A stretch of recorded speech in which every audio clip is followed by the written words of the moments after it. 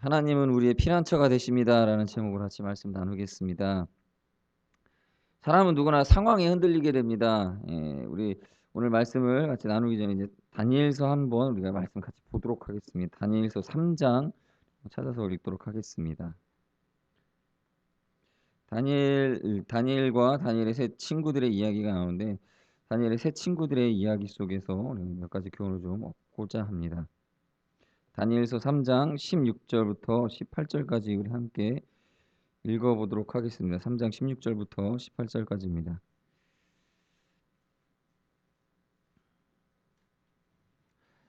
합독하여서 함께 읽도록 하겠습니다. 16절부터입니다.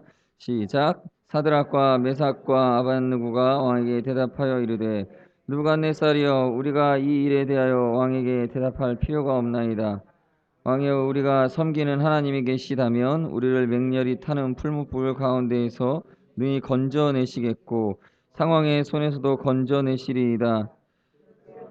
아니하실지라도 왕이여, 우리가 왕의 신들을 섬기지도 아니하고 왕이 세우신 금 신상에게 절하지도 아니할 줄을 아옵소서. 아멘.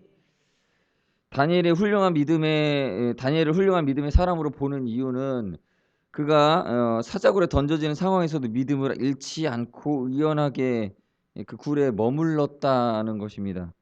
또 성경의 역사를 읽으면 어떻게 저럴 수 있지? 어떻게 저렇게 믿음을 지키고 있을 수 있을까? 특별히 이제 다니엘의 세 친구들의 이야기 오늘 같이 읽으셨는데요. 대단합니다. 느부갓네살이 세운 이 금신상에 절하지 않은 결과로 풀무불에 던져지게 됩니다. 풀무불에 던져졌는데 그 위기 속에서도 의연하게 대답하게 됩니다. 느부갓네살이여, 우리가 이 일에 대하여 왕에게 대답할 필요가 없나이다. 왕이여, 우리가 섬기는 하나님이 계시다면 우리를 맹렬히 타는 풀무불 가운데서 능히 건져내시겠고 왕의 손에서도 건져내시리이다. 그렇게 하지 아니하실지라도 왕이여, 우리가 왕의 신들을 섬기지도 아니하고 세우신 금신상에게 절하지도 아니할 줄을 아옵소서. 이렇게 고백을 합니다. 우리가 아무리 평상시에 말도 잘하고 믿음 좋다라고 드러내다가도 위기가 닥쳐오면 흔들려 버리게 되어 있습니다.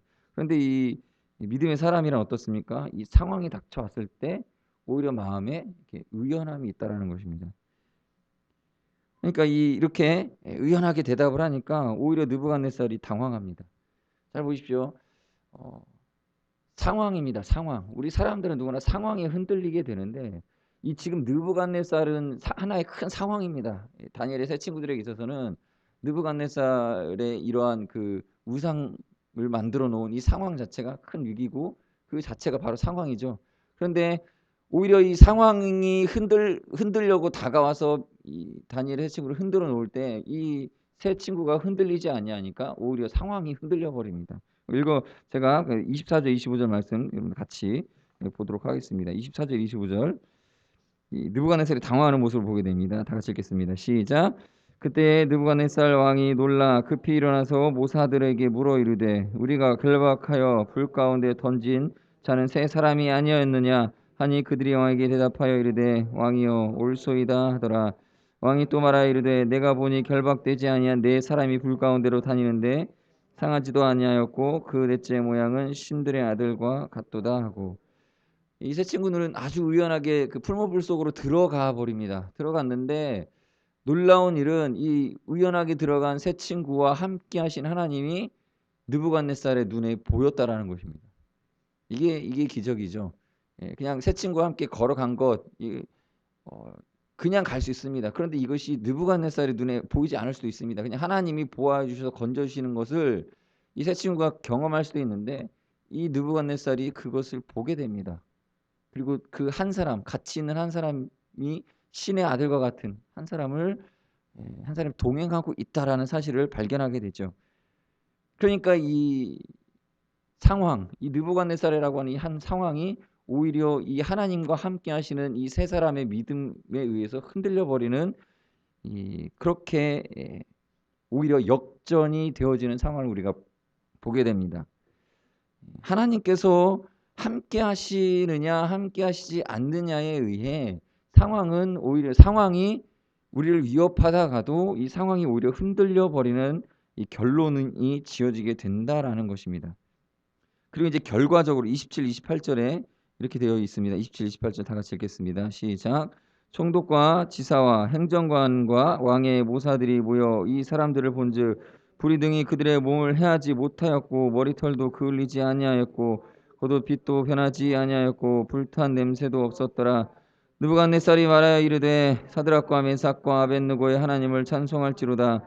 그가 그의 천사를 보내사 자기를 의뢰하고 그들의 몸을 바쳐 왕의 명령을 거역하고 그 하나님 밖에는 다른 신을 섬기지 아니하며 그에게 절하지 아니한 종들을 구원하셨도다. 아멘. 그러므로 우리가 두려워할 것이 무엇입니까? 상황이 두려운 것이 아니라 하나님이 우리와 함께 하느냐 함께하지 않느냐, 이것을 우리가 두려워해야 된다라는 결론이 나옵니다. 많은 사람들이 다 누구나 이 세상 속에서 살아갑니다. 상황 속에서, 여건 속에서 살아갑니다.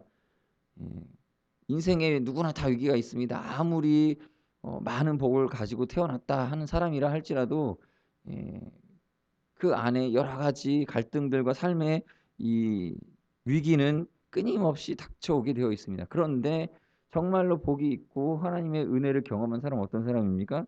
그 가운데 하나님과 동행하는, 하나님과 함께하여서 이 환난을 극복하게 되는 사람입니다. 오늘 우리가 시편 46편 1절, 2절, 3절에 나오는 말씀을 통해서 그러한 교훈을 좀 얻을 수 있습니다. 우리 1절부터 3절까지 다시 한번 같이 찾아서 읽도록 하겠습니다. 시편 46편 1절부터 3절입니다. 시작. 하나님은 우리의 피난처시오 힘이시니 환난 중에 만날 큰 도움이시라. 그러므로 땅이 변하든지 산이 흔들려 바다 가운데 빠지든지 바닷물이 형용하고 뛰놀든지 그것이 넘침으로 산이 유동할지라도 우리는 두려워 아니하리로다. 아멘. 환난이 일어나더라도 하나님의 도우심을 만나게 되어 극복하게 된다라는 게 오늘 시편 이 첫 번째 단락 1절부터 3절까지의 교훈입니다.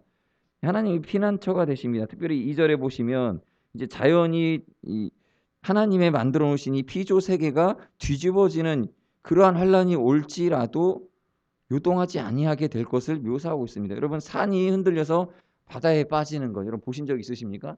그런 환란은 여태껏 있지는 않았습니다. 산이 뭐 예수님께서도 믿음의 어떤 비유를 하실 때 산이 뽑혀 바다에 던지라 해도 던져질 것이다라고 얘기하시는데 그런 일들이 아직 있지도 않았습니다. 바닷물이 3절에 보시면 바닷물이 형용하고 뛰놀아서 그것이 넘쳐서 산이 요동한다. 여러분, 바닷물이 넘쳐서 산이 요동하는 걸 보셨습니까? 산이 뒤집어지고 땅 속으로 빨려 들어가는 이런 모습을 보신 적 있으십니까? 없다라는 것이죠. 그런 환란이 있을 수도 있습니다. 언제 있겠습니까? 종말의 때에는 이런 환란이 있을 수도 있습니다. 그런데 아직 그런 일도 없었지만 만약에 그런 일이 있을지라도 우리가 전혀 예상하지는 못했지만 머릿속에 상상할 수밖에 없는 그러한 상황이 우리에게 실제로 닥쳐올지라도 하나님이 계시고 하나님이 우리의 편이 되어 주시면 우리가 흔들리지 아니하다라는 것을 이 시편 기자가 노래하고 있습니다. 이것은 이 시편 기자의 믿음 안에 있는 것들을 좀 과장되이 표현한 것일 수도 있겠습니다. 자, 이러한 상황 가운데 놓인다 할지라도 평화로운 모습, 이 평안 가운데 있는 믿음의 사람의 어쩌면 내면 상태를 한 도시에 있는 성읍으로 표현한 이제 뒤에 4절, 5절, 6절의 말씀을 같이 보도록 하겠습니다. 4절부터 6절까지 함께 6절, 7절까지 같이 읽겠습니다. 4절부터 7절까지 시작. 한 시내가 있어 나뉘어 흘러 하나님의 성 곧 지극히 높으신 자의 장막의 성소를 기쁘게 하도다. 하나님이 그 성 중에 거하심에 성이 요동치 아니할 것이라. 새벽에 하나님이 도우시리로다. 이방이 환호하며 왕국이 동하였더니 저가 소리를 발하심에 땅이 녹았도다. 만군의 여호와께서 우리와 함께 하시니 야곱의 하나님은 우리의 피난처시로다. 아멘. 이 작은 마을에 물이 흐릅니다. 물이 한 시내가 있어서 나뉘어 흘러 하나님의 성 지극히 높으신 자의 장막의 성소를 기쁘게 하도다. 이 물을 표현을 하고 있는데 앞서서 물은 환란을 상징하는 그러한 도구였는데 그 동일한 환란의 도구였던 물이, 이 바다와 같은 물이 이제 여기서는 강으로 표현이 되어서 이 하나님의 은혜 가운데 있는 사람에게는 평강으로 나타나는 강물과 같은 생명의 공급자로서 묘사되어지고 있습니다. 여러분, 앞선 그 3절에서는 바닷물과 같은 큰 바닷물이 환란으로 표현되어 있지만 뒤에 넘어와서 하나님의 생명의 근원이 되어집니다. 똑같은 도구이지만 한편에서는 근심거리가 되고 한편에서는 하나님의 도우심으로 이렇게 나타나고 있습니다. 여러분 이제 날씨가 많이 추워져서 이 추위가 닥쳐오면 겨울은 환란이겠지요. 환란입니다. 그런데 이 겨울을 지나고 나면 이 동토 땅이 얼게 됩니다. 얼게 되면 자연스럽게 이 농사를 짓는 땅에 있었던 해충들이 박멸이 됩니다. 환란이지만 환란 때문에 이 다가올 봄과 여름에 농사 지을 때에 필요한 이런 어떤 그 소독의 작용이 되어지는 순간이 겨울이다라는 것입니다. 겨울이 지나면 이제 봄이 오고요. 그 겨울을 잘 통과한 것으로 인해서 잠시 땅은 휴식을 얻게 되고 지력을 회복하게 되고 또 여러 가지 더러운 해충들도 박멸하게 되어지는, 그리고 잡초들의 뿌리가 마르는 어느 정도 그러한 효과들을 경험하게 된다는 것입니다.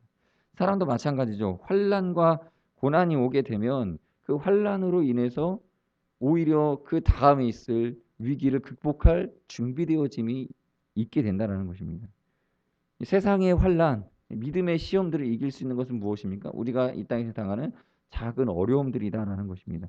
흔한 얘기지만 두 친구가 추운 그 겨울에 산을 넘어가는데 한 사람이 쓰러져 있는 것을 발견하게 되죠. 두 사람이 가다가, 그래서 한 사람은 나는 갈 길이 바쁘다 이것을 핑계 삼아서 그냥 지나쳐 버렸고, 또 한 친구는 그래도 사람이 이렇게 쓰러졌는데 도와줘야 하지 하고 그 쓰러진 사람을 등에 업고 길을 갔습니다. 결과는 여러분들이 다 아시죠. 바쁘다고 먼저 걸어간 친구는 길을 혼자 걸어가다가 불어오는 맹추위에 견디지 못해서 얼어 죽게 되고, 이 쓰러진 사람을 등에 업고 길을 간 친구는 그 사람을 업은 덕에 체온이 보존되어 둘 다 살아서 마을에 도착했다. 뭐 이런 이야기 있지 않습니까? 어쩌면 이 등에 업은 사람이 이 사람에게는 환란이 될 수 있습니다. 어려움이 될 수도 있겠죠.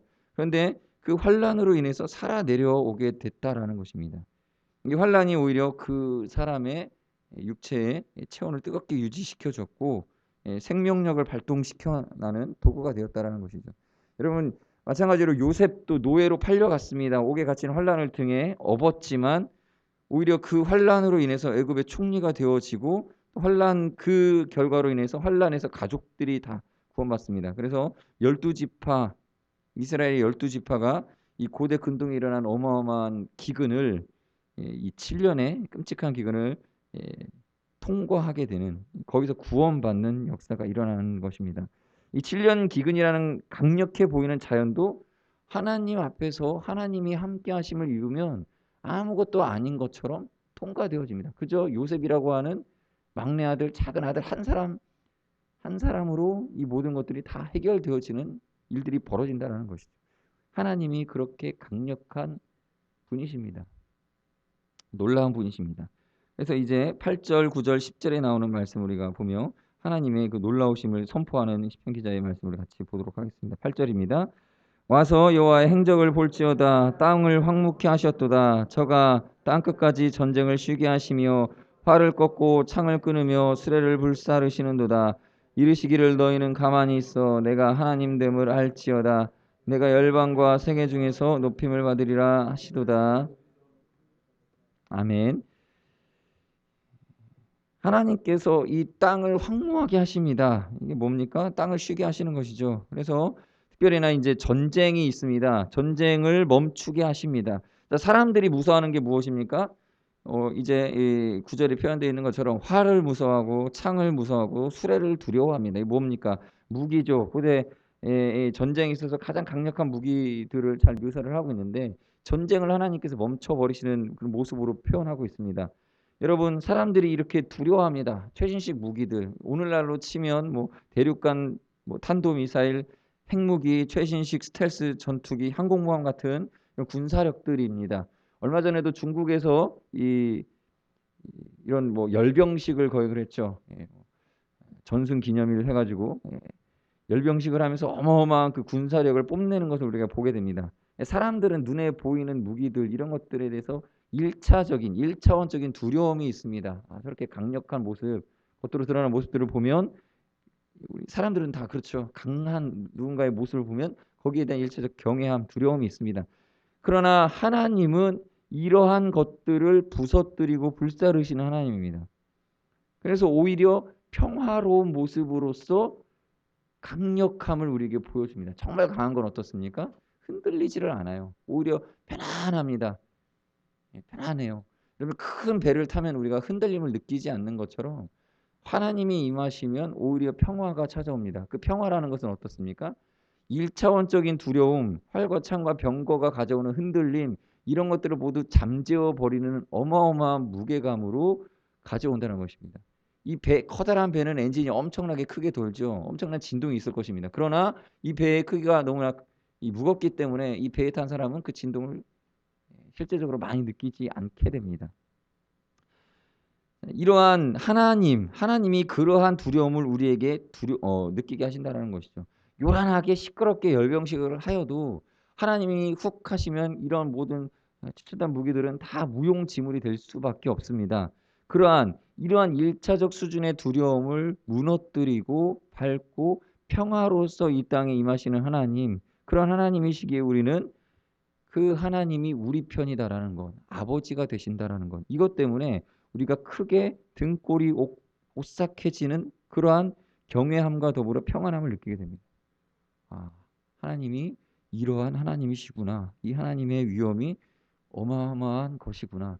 여러분, 지구가 돌고 있지만 지구에 돌고 있을 때의 엄청난 그 에너지의 그 진동을 여러분 느끼십니까? 못 느낀다라는 거예요. 하나님이 그런 분이십니다. 엄청난 운동을 일으키시지만 우리는 그 어떠한 진동도 느끼지 아니할 만큼 강력한 힘으로 이 땅을 다스리고 계시다라는 것입니다. 그러한 하나님을 우리가 대할 때 하나님을 경외해야 됩니다. 더욱 놀라운 것은 11절의 말씀에 있습니다. 다 같이 읽겠습니다. 시작. 만군의 여호와께서 우리와 함께 하시니 야곱의 하나님은 우리의 피난처시로다. 아멘. 그 하나님께서 우리와 함께 계십니다. 그리고 그 하나님은 역사 속에서 어마어마한 대단한 사람에게 함께 하셨던 분이 아니라 야곱이라고 하는 한 사람, 아주 작은 한 사람과 함께 하셨던 하나님이 우리와도 함께 계시고 또 이스라엘 민족과 이 세계를 다 지배하시는 그 하나님으로 우리 개인의 하나님이 되신다라는 거예요. 우리 한 사람 한 사람에게 하나님 되어주시는 분이다라는 것입니다. 그러한 하나님을 우리가 믿을 때에 우리가 환난 가운데서도 이 고난 가운데서도 평안을 얻고 믿음을 하나님께 드릴 수 있는 찬송시로 나아갈 수 있는 이런 시편 기자와 같은 평안함을 누릴 수 있게 되어지는 것입니다. 지금 같이 기도하시겠습니다. 하나님은 산자의 하나님이십니다. 야곱의 하나님이 이스라엘을 지키셨던 것처럼 이스라엘의 하나님이 오늘은 나의 하나님이 되십니다. 그러한 믿음을 가지시고 세상 사람들은 환난을 대단한 것으로 볼 때에 우리는 하나님을 더욱더 크게 바라보는 믿음으로 승리할 수 있게 해달라고 기도해 주시고, 또 혹 우리가 당황스러운 상황, 또 그러한 순간에도 믿음을 놓치지 않도록 하나님 말씀 가운데 꽉 붙잡고 하나님 의지하며 살아갈 수 있게 하여 주옵소서. 그러한 기도로 같이 기도하시겠습니다. 하나님 아버지, 너무나 감사드립니다. 야곱